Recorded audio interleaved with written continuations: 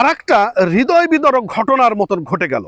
আপনারা ইতিমধ্যে জেনে গিয়েছেন যে পঞ্চগড়ে একটি হসপিটালে এক শিশুর গলায় ছুরি ধরে তার মাকে সংবদ্ধভাবে ধর্ষণ করেছে।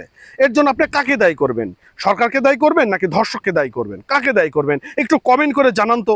আপনাদের কমেন্ট একটু দেখতে চাই যে আপনারা কি মতামত দিতে পারেন। বন্ধুরা, আর কোনো কথা বলবো না, আমি আপনাদেরকে দ্য ডেইলি স্টার বাংলার একটা নিউজ আপনাদের মাঝে একটু শেয়ার করবো আর একটু আলোচনা করব, একটু নিউজটা কন্টিনিউ করবেন। বন্ধুরা, এখানে ডেইলি স্টারে বলেছে যে পঞ্চগড়ে 1.5 বছরের শিশুর গলায় ছুরি ধরে মাকে সংবদ্ধভাবে ধর্ষণ করেছেন। গত শুক্রবার রাতে ওই ঘটনায় এখন পর্যন্ত 4 জনকে গ্রেপ্তার করেছে পুলিশ। পঞ্চগড় সদর থানায় ভারপ্রাপ্ত কর্মকর্তা ওসি আবদুল্লাহ হিল জামান জানিয়েছেন যে ওই নারীকে তার শিশু সন্তান সহ সড়কের পাশে ঝোপ থেকে অচেতন অবস্থায় উদ্ধার করা হয়। বর্তমান ওই নারী হাসপাতালে চিকিৎসাধীন অবস্থায় রয়েছেন।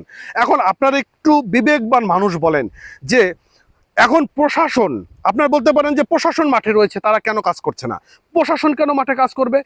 বলা হচ্ছে যে থানা উড়িয়ে দেবে, অমুক পুলিশকে প্রত্যাহার করতে হবে। আরে ভাই, পুলিশই তো তার জানে, নিরাপত্তাই তো পুলিশের মধ্যে নেই, তাহলে তারা কিভাবে কাজ করবে? অনেকে আছেন যারা বলতেছে যে আগের সরকারের কথা বলেন না। আরে ভাই, আগের সরকার তো খারাপ ছিল, তারা তো মানে হটিয়ে দেওয়া হয়েছে। এখন তো যে সরকার এসে, এই সরকারের সময় তো আইন শৃঙ্খলার ব্যবস্থা ভালো হওয়া উচিত। এই সময় তো প্রশাসন নিরপেক্ষ থাকা উচিত, মিডিয়া নিরপেক্ষ থাকা উচিত। এখন তো কাজ করা উচিত প্রশাসনের। তাহলে প্রশাসন কেন কাজ করতে পারতেছে না? প্রশাসন কেন স্বাধীন হচ্ছে না? এটা আপনাদের মাঝে একটু প্রশ্ন তুলে ধরলাম। তো গ্রেপ্তাররা হলেন জনি ইসলাম 27 বছর, বিপ্লব হোসেন 25, মকসিদুল ইসলাম 32 ও সাদিকুল ইসলাম 32। হাসপাতালে সাংবাদিকদের ওই নারী বলেন যে কয়েক মাস আগে আমার স্বামী ছেড়ে যাওয়ার পর বাবার বাড়ি থেকে কয়েক কিলোমিটার দূরে কাজের সন্ধানে একটি ভাড়া বাড়িতে উঠি। শুক্রবার রাতে আমার ছেলে অসুস্থ হয়ে পড়ায় তাকে নিয়ে ইজি বাইক করে বাবার বাড়ির দিকে যাচ্ছিলাম, আর পথের ইজি বাইক আমাদের পিছনে থেকে আসতে দেখি।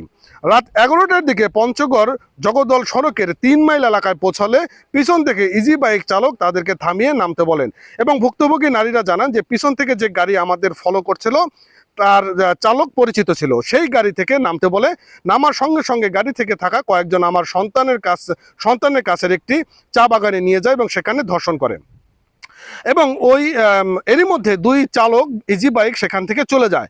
আর ওই নারী বলেন যে সাহায্যের জন্য চিৎকার করার চেষ্টা করলো, আমার বাচ্চার গলায় ছুরি ধরে আমাকে চুপ থাকতে বাধ্য করে। আর ধর্ষণের ঘটনায় 6 জনের মধ্যে তিনি 4 জনকে চেনেন এবং চিনতে পেরেছেন।